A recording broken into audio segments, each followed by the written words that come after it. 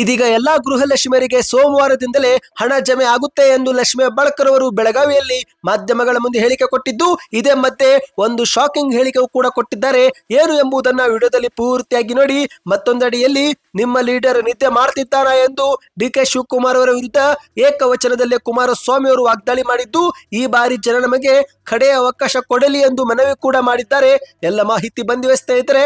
ಮತ್ತೊಂದಡಿಯಲ್ಲಿ ನೀವು ಕೂಡ ರೈತರಾಗಿದ್ರೆ ಪಿಎಂ ಕಿಸಾನ್ ಸಮ್ಮಾನ್ ನಿಧಿ ಯೋಜನೆಯ ಮತ್ತೊಂದು ಕಂತು ದಿನಾಂಕ ಘೋಷಣೆ ಮಾಡಲಾಗಿದೆ. ಇದೇ ಮತ್ತೆ 6,000 ರೂಪಾಯಿ 12,000 ಅಂದ್ರೆ ದ್ವಿಗುಣವಾಗುವ ಬಗ್ಗೆ ಕೇಂದ್ರದಿಂದ ಸ್ಪಷ್ಟನೆ ಸಿಕ್ಕಿದೆ. ಎಲ್ಲ ಮಾಹಿತಿ ಬಂದಿವೆ ಸ್ನೇಹಿತರೆ. ಮತ್ತೊಂದೆಡೆಯಲ್ಲಿ ಕಲಬುರಗಿ ಜಿಲ್ಲೆ ಬೆನ್ನಲ್ಲೇ ಮತ್ತೊಂದು ಜಿಲ್ಲೆ ರೈತರಿಗೆ ಬೆಳೆ ಹಾನಿ ಪರಿಹಾರ ಬಿಡುಗಡೆ ಸಚಿವರು ಹೇಳಿಕೆ ಕೊಟ್ಟಿದ್ದಾರೆ. ನೀವು ಕೂಡ ಈ ಜಿಲ್ಲೆಯವರಾಗಿದ್ರೆ ನಿಮ್ಮ ಬ್ಯಾಂಕ್ ಖಾತೆಗೆ ಶೀಘ್ರವೇ ಹಣ ಜಮೆ ಆಗುತ್ತೆ. ಇನ್ನು ಕೇಂದ್ರ ಸರ್ಕಾರದ ಬಜೆಟ್ ಮಂಡನೆಗೆ ದಿನಾಂಕ ಫಿಕ್ಸ್ ಆಗಿದ್ದು, ಹಣಕಾಸು ಸಚಿವೆ ನಿರ್ಮಲಾ ಸೀತಾರಾಮನ್ ಅವರು ಬಜೆಟ್ ಪೂರ್ವಭಾವಿ ಸಭೆ ಮಾಡುತ್ತಿದ್ದಾರೆ. ಏನಿದು ಮಾಹಿತಿ, ಎಲ್ಲ ಸುದ್ದಿಗಳನ್ನ ಡೀಟೇಲ್ ಆಗಿ ನೋಡೋಣ. ಅದಕ್ಕಿಂತ ಮೊದಲು ದಯವಿಟ್ಟು ನೀವು ನಮ್ಮ ಚಾನೆಲ್ಗೆ ಮೊದಲು ಬಾರಿ ಭೇಟಿ ಕೊಡುತ್ತಿದ್ರೆ ಸಬ್ಸ್ಕ್ರೈಬ್ ಬಟನ್ ಕ್ಲಿಕ್ ಮಾಡ್ತಾ ಪಕ್ಕದಲ್ಲಿ ಕಾಣಿಸೋ ಗಂಟೆ ಒತ್ತಿ. ಇದರಿಂದ ರಾಜ್ಯದ ಮಾಹಿತಿಗಳು ನಿಮಗೆ ಸಿಗುತ್ತವೆ. ಈ ಒಂದು ವಿಡಿಯೋ ಬಹಳ ಮುಖ್ಯವಾಗಲಿದೆ, ಹಾಗಾಗಿ ವಿಡಿಯೋಗೆ ಲೈಕ್ ಮಾಡ್ತಾ ಪೂರ್ತಿಯಾಗಿ ನೋಡಿ. ಬನ್ನಿ ಸ್ನೇಹಿತರೆ, ಎಲ್ಲ ಮುಖ್ಯವಾದ ಮಾಹಿತಿಗಳನ್ನು ಡೀಟೇಲ್ ಆಗಿ ನೋಡೋಣ. ನೀವು ಕೂಡ ಗೃಹಲಕ್ಷ್ಮಿ ಯೋಜನೆಯ ಫಲಾನುಭವಿಗಳಾಗಿದ್ರೆ ಈಗಲೇ ಕಮೆಂಟ್ ನಲ್ಲಿ ಗುಡ್ ನ್ಯೂಸ್ ಎಂದು ಕಮೆಂಟ್ ಮಾಡಿ. ಯಾಕಂದ್ರೆ ಬೆಳಗಾವಿಯಲ್ಲಿ ಲಕ್ಷ್ಮಿ ಹೆಬ್ಬಾಳ್ಕರ್ ಅವರು ಮತ್ತೊಂದು ಕಂತು ಬಿಡುಗಡೆ ಬಗ್ಗೆ ಮಾಹಿತಿ ಕೊಟ್ಟಿದ್ದಾರೆ. ಹೌದು ಸ್ನೇಹಿತರೆ, ಈಗಾಗಲೇ ಸತತ 3-4 ದಿನಗಳಿಂದ ಗೃಹಲಕ್ಷ್ಮಿ ಯೋಜನೆ ಬಗ್ಗೆನೇ ಸದನದಲ್ಲಿ ಚರ್ಚೆ ಮಾಡಲಾಗುತ್ತಿದೆ. ಈಗಾಗಲೇ ಬಿಜೆಪಿ ನಾಯಕರು 2 ತಿಂಗಳ ಕಂತನ್ನ ಸರ್ಕಾರ ಜಮೆ ಮಾಡದೆ ಜನರಿಗೆ ಮೋಸ ಮಾಡಿರುವುದನ್ನ ದಾಖಲೆಗಳ ಸಮೇತ ಖಚಿತಪಡಿಸಿದ್ದು, ಇತ್ತ ಲಕ್ಷ್ಮಿ ಹೆಬ್ಬಾಳ್ಕರ್ ಅವರು ಸಹ ಹೌದು 2 ತಿಂಗಳ ಕಂತು ಜಮವಾಗಿಲ್ಲ, ಆದರೆ ಶೀಘ್ರವೇ ತಪ್ಪನ್ನ ಸರಿಪಡಿಸಿಕೊಂಡು ಹಣ ಹಾಕುವುದಾಗಿ ಭರವಸೆ ಕೊಟ್ಟಿದ್ದಾರೆ. ಇನ್ನು ಮತ್ತೊಂದೆಡೆಯಲ್ಲಿ ರಾಜ್ಯದ ಗೃಹಲಕ್ಷ್ಮಿಯರು ಈ ಒಂದು ಬಾಕಿ ಕಂತು ಯಾವಾಗ ಜಮಾ ಮಾಡುತ್ತಾರೋ ಎಂದು ಕಾದು ಕುಳಿತಿದ್ದು, ಈ ಬಗ್ಗೆ ಸಚಿವ ಲಕ್ಷ್ಮಿ ಹೆಬ್ಬಾಳ್ಕರ್ ಅವರು ಬೆಳಗಾವಿಯಲ್ಲಿ ಗುಡ್ ನ್ಯೂಸ್ ಕೊಟ್ಟಿದ್ದಾರೆ. ಹೌದು ಸ್ನೇಹಿತರೆ, ಡಿಸೆಂಬರ್ 22 ಅಂದ್ರೆ ಡಿಸೆಂಬರ್ 22 ಸೋಮವಾರದಿಂದ ಶನಿವಾರದ ಒಳಗಡೆಗೆ 24ನೇ ಕಂತು ಬಿಡುಗಡೆ ಆಗುತ್ತಿದ್ದು, ಫಲಾನುಭವಿಗಳಿಗೆ ಜಮೆ ಆಗುತ್ತೆ ಎಂದು ಮಾಹಿತಿ ಕೊಟ್ಟಿದ್ದಾರೆ. ಹೌದು, ಬೆಳಗಾವಿಯಲ್ಲಿ ಮಾಧ್ಯಮಗಳ ಮುಂದೆ ಮಾತನಾಡಿದ ಲಕ್ಷ್ಮಿ ಹೆಬ್ಬಾಳ್ಕರ್ ಅವರು ಈಗಾಗಲೇ 24ನೇ ಕಂತಿನ ಹಣ ಬಿಡುಗಡೆಗೆ ಹಣಕಾಸು ಇಲಾಖೆ ಒಪ್ಪಿಗೆ ಕೊಟ್ಟಿದೆ. ಮುಂದಿನ ವಾರ ಗೃಹಲಕ್ಷ್ಮಿ ಯೋಜನೆ ಹಣ ಬಿಡುಗಡೆಯಾಗಿ ಎಲ್ಲಾ ಫಲಾನುಭವಿಗಳಿಗೆ ಜಮೆ ಆಗುತ್ತೆ ಎಂದು ಮಾಹಿತಿ ಕೊಟ್ಟಿದ್ದಾರೆ. ಇನ್ನು ಇದೇ ನಡುವೆ ಸತ್ತವರ ಬ್ಯಾಂಕ್ ಖಾತೆಗೆ ಗೃಹಲಕ್ಷ್ಮಿ ಯೋಜನೆ ಹಣಕ್ಕೆ ಬ್ರೇಕ್ ಬೀಳುವ ಬಗ್ಗೆ ಸೂಚನೆ ಕೊಟ್ಟಿದ್ದಾರೆ. ಹೌದು, ಅಷ್ಟು ಮಾತ್ರವಲ್ಲ, ಹಾಕಿರುವ ಹಣವನ್ನು ಕೂಡ ವಾಪಸ್ ಪಡೆದುಕೊಳ್ಳುವುದಾಗಿ ಮಾಹಿತಿ ಕೊಟ್ಟಿದ್ದಾರೆ. ಹೌದು ಸ್ನೇಹಿತರೆ, ಇದೊಂದು ಶಾಕಿಂಗ್ ಸುದ್ದಿಯಾಗಿದೆ. ಸತ್ತವರ ಬ್ಯಾಂಕ್ ಖಾತೆಗೆ ಗೃಹಲಕ್ಷ್ಮಿ ಯೋಜನೆ ಹಣ ಜಮಾವಾಗಿದ್ರೆ ಅದು ನಮಗೆ ತಕ್ಷಣ ಗೊತ್ತಾಗಲ್ಲ. ಅದಕ್ಕಾಗಿನೇ ಸಾಫ್ಟ್ವೇರ್ ಅಭಿವೃದ್ಧಿ ಮಾಡುತ್ತಿದ್ದೇವೆ. ಮರಣ ಪ್ರಮಾಣ ಪತ್ರಗಳನ್ನು ಅಂಗನವಾಡಿ ಕಾರ್ಯಕರ್ತೆಯರು ಪರಿಶೀಲನೆ ಮಾಡುತ್ತಿದ್ದು, ಹೀಗಾಗಿ ಸದ್ಯಕ್ಕೆ ಈ ಬಗ್ಗೆ ನಮಗೆ ಗೊತ್ತಾಗುತ್ತಿಲ್ಲ. ಆದರೆ ಹಣ ಒಂದೊಮ್ಮೆ ಸಂದೇಹವಾಗಿದ್ರೆ ಅದನ್ನ ವಾಪಸ್ ಪಡೆಯುವ ಹೊಣೆಗಾರಿಕೆಯನ್ನು ಕೆಲ ಬ್ಯಾಂಕಿನವರಿಗೆ ಸೂಚನೆ ಕೊಟ್ಟಿರುವುದಾಗಿ ಲಕ್ಷ್ಮಿ ಹೆಬ್ಬಾಳ್ಕರ್ ಅವರು ತಿಳಿಸಿದ್ದಾರೆ. ಇನ್ನು ಇದೇ ನಡುವೆ ಮಾಧ್ಯಮದವರು ಈಗ ಯಾವ ಕಂತು ಜಮೆ ಮಾಡಲಾಗುತ್ತಿದೆ, ಯಾವ ತಿಂಗಳದ್ದು ಎಂದು ಕೇಳಿದ್ದು, ಅದಕ್ಕೆ ಉತ್ತರ ಕೊಟ್ಟಂತ ಲಕ್ಷ್ಮಿ ಹೆಬ್ಬಾಳ್ಕರ್ ಅವರು ನೋಡ್ರಿ, ಸೋಮವಾರದಿಂದಲೇ ಪ್ರತಿ ಯಜಮಾನ್ಯರ ಖಾತೆಗೆ ಮತ್ತೊಂದು ಕಂತು ಬಿಡುಗಡೆ ಆಗುತ್ತೆ. ನಾನು ಯಾವಾಗಲೂ ಕಂತು ಅಂತ ಹೇಳ್ತೀನಿ, ತಿಂಗಳ ಹೆಸರು ಹೇಳೋಲ್ಲ. ಈಗಾಗಲೇ ಆರ್ಥಿಕ ಇಲಾಖೆ 24ನೇ ಕಂತಿನ ಹಣ ಬಿಡುಗಡೆಗೆ ಒಪ್ಪಿಗೆ ಸಿಕ್ಕಿದೆ. ಈ ಒಂದು ಕಂತು 1,26,00,000 ಫಲಾನುಭವಿಗಳಿಗೆ ಶೀಘ್ರವೇ ಸೋಮವಾರದಿಂದ ಜಮೆ ಆಗುತ್ತೆ ಎಂದು ಮಾಹಿತಿ ನೀಡಿದ್ದಾರೆ. ಬನ್ನಿ ಸ್ನೇಹಿತರೆ, ಮತ್ತೊಂದು ಮುಖ್ಯವಾದ ಮಾಹಿತಿಗೆ ಹೋಗೋಣ. ಇದೀಗ ರಾಜ್ಯದ ಉಪಮುಖ್ಯಮಂತ್ರಿ ಡಿ.ಕೆ. ಶಿವಕುಮಾರ್ ಅವರ ವಿರುದ್ಧ ಕೇಂದ್ರದ ಸಚಿವ ಎಚ್.ಡಿ. ಕುಮಾರಸ್ವಾಮಿ ಅವರು ಏಕವಚನದಲ್ಲೇ ಗುಡುಗಿದ್ದಾರೆ. ಹೌದು ಸ್ನೇಹಿತರೆ, ನಿಮ್ಮ ಲೀಡರ್ ನಿದ್ದೆ ಮಾಡ್ತಿದ್ದಾನಾ ಎಂದು ಹಾಸನದಲ್ಲಿ ಕುಮಾರಸ್ವಾಮಿ ಅವರು ವಾಗ್ದಾಳಿ ಮಾಡಿದ್ದಾರೆ. ಏನೆಲ್ಲ ಲೂಟಿ ಆದ್ರೂ ಈ ದೇಶ ಈಗಲೂ ಬದುಕಿದೆ. ಈಗ ಯಾರು ಲೂಟಿ ಮಾಡ್ತಿದ್ದಾರೆ ಎಲ್ಲವೂ ಕೂಡ ಗೊತ್ತು. ನನ್ನ ಬಳಿ ಈಗಲೂ ಸಂಪತ್ತು ಎಲ್ಲ ಇದೆ, ಆದರೆ ತಗೊಂಡು ಏನು ಮಾಡೋಣ, ಯಾವನು ಕೂಡ ನಿದ್ದೆ ಮಾಡೋಕೆ ಆಗ್ತಿಲ್ಲ. ಇನ್ನು ನಿಮ್ಮ ಲೀಡರ್ ಯಾರೋ ಸಿಎಂ ಆಗ್ಬೇಕು ಅಂತಾನಲ್ಲ, ನಿದ್ದೆ ಮಾಡ್ತಿದ್ದಾನ ಎಂದು ಎಚ್.ಡಿ. ಕುಮಾರಸ್ವಾಮಿ ಅವರು ಪರೋಕ್ಷವಾಗಿ ಡಿ.ಕೆ. ಶಿವಕುಮಾರ್ ಅವರ ವಿರುದ್ಧ ವಾಗ್ದಾಳಿ ಮಾಡಿದ್ದಾರೆ. ಇದೇ ನಡುವೆ ಮತ್ತೆ ಮುಂದುವರೆದು ಮಾತನಾಡಿದಂತ ಕುಮಾರಸ್ವಾಮಿ ಅವರು ನೋಡ್ರಿ, ನನ್ನಲ್ಲಿ ಯಾವುದೇ ಸಣ್ಣತನ ಇಲ್ಲ, ಮುಕ್ತ ತೀರ್ಮಾನ ಮಾಡಲು ಬಿಜೆಪಿ ಜೊತೆಗೆ ಸಂಬಂಧ ಬೆಳೆಸಿದ್ದೇನೆ.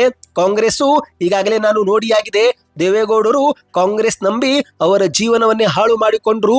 ದೇವೇಗೌಡವರ ಜೀವನ ರಾಜಕೀಯವಾಗಿ ಹಾಳಾಗಲು ಪ್ರಮುಖ ಕಾರಣವೇ ಇದೆ ಕಾಂಗ್ರೆಸ್ ಎಂದು ಮಾಧ್ಯಮಗಳ ಮುಂದೆ ಗುಡುಗಿದ್ದಾರೆ.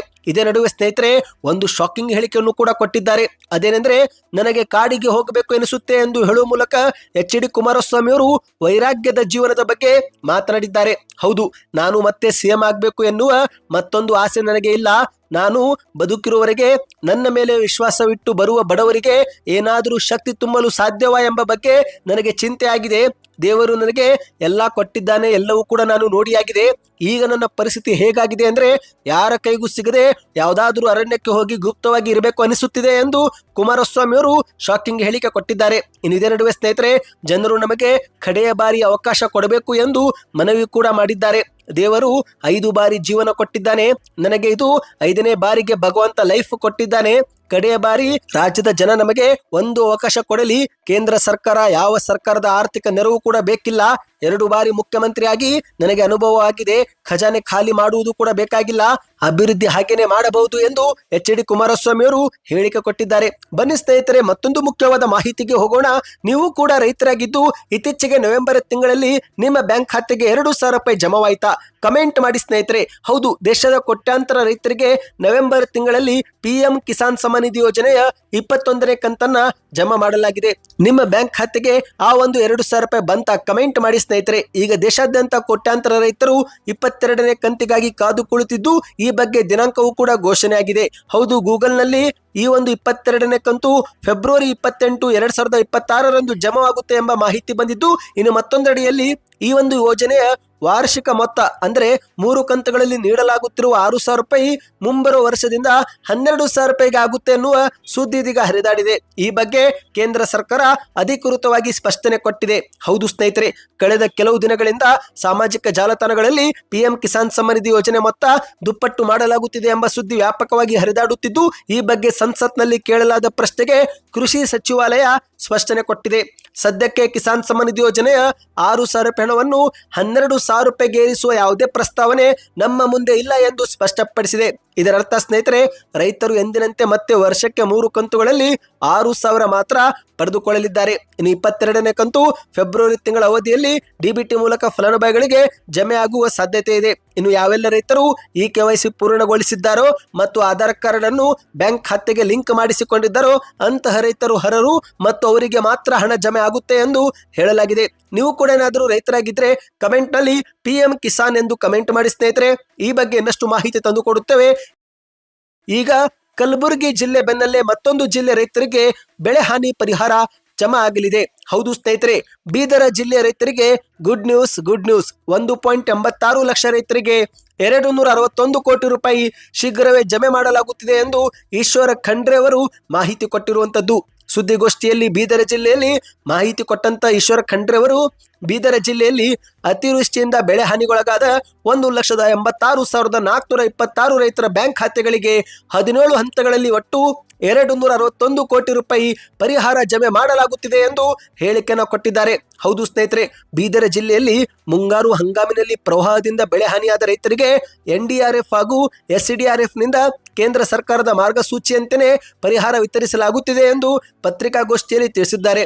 ಮಳೆಯಾಶ್ರಿತ ಬೆಳೆ ಹಾನಿಯಾಗಿದ್ರೆ 8,500 ಪ್ರತಿ ಎಕರೆಗೆ, ನೀರಾವರಿ ಬೆಳೆ ಹಾನಿಯಾಗಿದ್ರೆ 17,000 ಮತ್ತು ಬಹುವಾರ್ಷಿಕ ಬೆಳೆಯಾಗಿದ್ರೆ 22,500 ರೂಪಾಯಿಯಂತೆ ರೈತರಿಗೆ ಹಾಕಲಾಗುತ್ತಿದೆ ಎಂದು ಮಾಹಿತಿ ಕೊಟ್ಟಿದ್ದಾರೆ.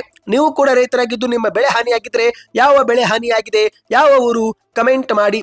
ಬನ್ನಿ ಸ್ನೇಹಿತರೆ, ಕೊನೆಯ ಮುಖ್ಯವಾದ ಮಾಹಿತಿಗೆ ಹೋಗೋಣ. 2026ರ ಪ್ರಾರಂಭದ ಮುನ್ನವೇ ಕೇಂದ್ರದ ಸರ್ಕಾರ ಬಜೆಟ್ನ ಸಿದ್ಧತೆ ಪ್ರಾರಂಭ ಮಾಡಿದೆ. ಹೌದು ಸ್ನೇಹಿತರೆ, ಈ ಬಾರಿ ಭಾನುವಾರ ದಿನದಂದು ಕೇಂದ್ರದ ಸರ್ಕಾರ ಬಜೆಟ್ ಮಂಡಿಸಲಿದೆ. ಹೌದು, ಬಜೆಟ್ ಬಗ್ಗೆ ಪ್ರತಿಯೊಬ್ಬರಿಗೂ ಕೂಡ ಕುತೂಹಲ ಇರುತ್ತೆ. 2017ರಿಂದಲೂ ಕೂಡ ಪ್ರತಿ ವರ್ಷ ಫೆಬ್ರವರಿ 1ರಂದೇ ಕೇಂದ್ರ ಬಜೆಟ್ ಮಂಡನೆ ಮಾಡಲಾಗುತ್ತಿದ್ದು, ಈ ಒಂದು ಸಂಪ್ರದಾಯ 2026ರಲ್ಲೂ ಕೂಡ ಮುಂದುವರಿಸುವ ಸಲುವಾಗಿ ಹಣಕಾಸು ಸಚಿವೆ ನಿರ್ಮಲಾ ಸೀತಾರಾಮನ್ ಅವರು ರವಿವಾರವಾಗಿದ್ದರೂ ಕೂಡ ಅದೇ ದಿನ ಬಜೆಟ್ ಅನ್ನ ಮಂಡಿಸುತ್ತಾರಂತೆ. ಹೌದು ಸ್ನೇಹಿತರೆ, ಬಜೆಟ್ ಮಂಡನೆಯಲ್ಲಿ ಯಾವುದೇ ಬದಲಾವಣೆ ಇಲ್ಲ. ಫೆಬ್ರವರಿ 1ರಂದು ಮತ್ತೊಮ್ಮೆ ಕೇಂದ್ರ ಸರ್ಕಾರ ಬಜೆಟ್ ಮಂಡಿಸಲಿದೆ. ವಿತ್ತ ಸಚಿವೆ ನಿರ್ಮಲಾ ಸೀತಾರಾಮನ್ ಅವರು 2026-27ನೇ ಸಾಲಿನ ಬಜೆಟ್ ಅನ್ನ ಈ ಬಾರಿ ಭಾನುವಾರದಂದು ಮಂಡಿಸಲಿದ್ದಾರೆ. ಅಂದಹಾಗೆ ಸ್ನೇಹಿತರೆ, 2017ಕ್ಕೂ ಮುಂಚೆ ಫೆಬ್ರವರಿಯ ಕೊನೆಯ ವಾರದಲ್ಲಿ ಬಜೆಟ್ ಮಂಡಿಸಲಾಗುತ್ತಿತ್ತು. ಆದರೆ ಹೊಸ ಆರ್ಥಿಕ ವರ್ಷ ಏಪ್ರಿಲ್ 1ರಿಂದ ಬಜೆಟ್ ಅನುಷ್ಠಾನವಾಗಲಿ ಎಂಬ ಉದ್ದೇಶಕ್ಕಾಗಿ 2017ರಲ್ಲಿನೇ ಅಂದಿನ ವಿತ್ತ ಸಚಿವರಾಗಿದ್ದಂತ ಅರುಣ್ ಜೇಟ್ಲಿ ಎನ್ನುವರು ಈ ಒಂದು ಫೆಬ್ರವರಿ 1ರಂದು ಬಜೆಟ್ ಮಂಡನೆ ಮಾಡುವ ಸಂಪ್ರದಾಯವನ್ನು ಆರಂಭಿಸಿದ್ದಾರೆ. ಇದರಿಂದ ಮಾರ್ಚ್ ಅಂತ್ಯದೊಳಗೆ ಬಜೆಟ್ಗೆ ಸಂಸತ್ತಿನ ಅನುಮೋದನೆಯೂ ಕೂಡ ಸಿಗುವಂತಾಗುತ್ತಿತ್ತಂತೆ. ಹಾಗಾಗಿ ಈ ಒಂದು ಸಂಪ್ರದಾಯ ಇದೀಗ ಮತ್ತೆ ಮುಂದುವರಿಸಲು ಕೇಂದ್ರ ಸರ್ಕಾರ ಮುಂದಾಗಿದೆ. ಸದ್ಯಕ್ಕೆಷ್ಟೇತು ಸ್ನೇಹಿತರೆ, ಈ ಬಾರಿಯ ಬಜೆಟ್ನಲ್ಲಿ ನಿಮ್ಮ ಒಂದು ನಿರೀಕ್ಷೆ ಏನಿದೆ? ಯಾವ ಯಾವ ಯೋಜನೆಗಳು ಜಾರಿಗೆ ಆಗಬೇಕು, ಯೋಜನೆ ಜಾರಿಗೆ ಆದರೆ ಹೇಗೆ ಜಾರಿಗೆ ಆಗಬೇಕು, ನಿಮ್ಮದು ಏನಾದರೂ ನಿರೀಕ್ಷೆ ಇದ್ರೆ ಕಮೆಂಟ್ ಮಾಡಿ. ಇದರಿಂದ ಒಂದು ಉತ್ತಮ ಫೀಡ್ಬ್ಯಾಕ್ ಸಿಗುತ್ತೆ. ಈ ಎಲ್ಲ ಮಾಹಿತಿ ಇಷ್ಟವೆನಿಸಿದರೆ ವಿಡಿಯೋಗೆ ಲೈಕ್ ಮಾಡಿ. ಮುಂಬರೋ ಮಾಹಿತಿ ಪಡೆದುಕೊಳ್ಳಲು ಚಾನಲ್ಗೆ ಸಬ್ಸ್ಕ್ರೈಬ್ ಮಾಡಿಕೊಳ್ಳಿ.